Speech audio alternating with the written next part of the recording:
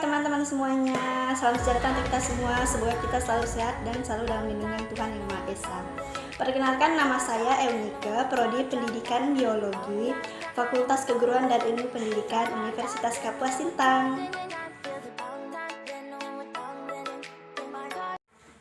Baiklah, pada video kali ini kita akan membahas tentang gerak rotasi. Tujuan pembelajarannya adalah bagaimana kita dapat memahami kejadian-kejadian di kehidupan sehari-hari yang berkaitan dengan gerak rotasi dan dapat memahami bagaimana proses gerak rotasi itu terjadi. Perhatikan gambar di atas berikut ini. Gambar di atas adalah salah satu contoh alat gerak rotasi. Nah, apakah teman-teman tahu apa sih itu gerak rotasi? Gerak rotasi adalah gerak pada suatu bidang datar yang lintasannya berupa lingkaran. Nah, dalam gerak rotasi, kita akan mengawalinya dengan mempelajari momen gaya, momen inersia, dan momentum sudut. Perhatikan gambar berikut ini. Gambar berikut ini adalah salah satu contoh momen gaya di kehidupan sehari-hari. Nah, apakah momen gaya itu sendiri? Momen gaya itu sendiri adalah sebuah besaran yang menyatakan besar gaya pada suatu benda yang mengakibatkan benda tersebut mengalami rotasi. Momen gaya dipengaruhi oleh beberapa faktor, yakni faktor yang diberikan ke lengan gaya dan panjang, serta jarak sumbu putar dengan letak gaya.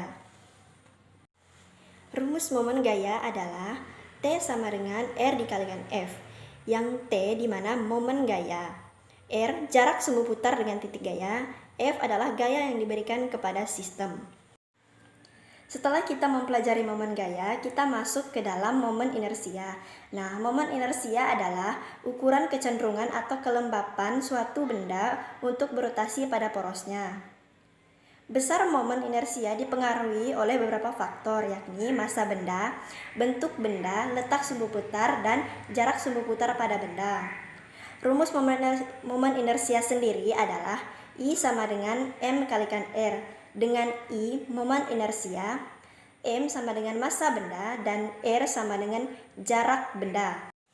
Nah, setelah kita mempelajari tentang momen gaya, momen inersia, kita akan masuk ke dalam momentum sudut. Momentum sudut ya merupakan momentum yang dimiliki oleh benda yang berotasi. Rumus momentum sudut adalah L sama dengan I dikalikan omega. Berikut ini adalah contoh soal dan pembahasan dari momen gaya, momen inersia, dan momentum sudut. Soal yang pertama adalah soal momen gaya. Sebuah benda dengan panjang lengan yaitu 25 cm, gaya yang diberikan pada ujung lengan sebesar 20 Newton. Sudut yang terbentuk antara gaya dengan lengan gaya yaitu 150. Berapakah momen gaya pada benda tersebut? Mari kita sama-sama menjawab soal tersebut. Baiklah, yang pertama terlebih dahulu kita harus mencari diketahuinya terlebih dahulu. Yang pertama adalah R sama dengan 25 cm. 25 cm tersebut kita ubah menjadi 0,25 meter. F sama dengan 20 Newton. Dan theta sama dengan 150. Yang ditanya adalah torsi atau T. Jawabannya, torsi sama dengan R dikalikan F sin theta. 0,25 cm dikalikan 20 dikalikan 0,5. Jadi jawabannya adalah 2,5.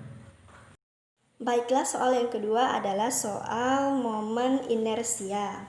Bola bermasa 100 gram dihubungkan dengan seutas tali yang panjangnya 20 cm seperti pada gambar berikut ini.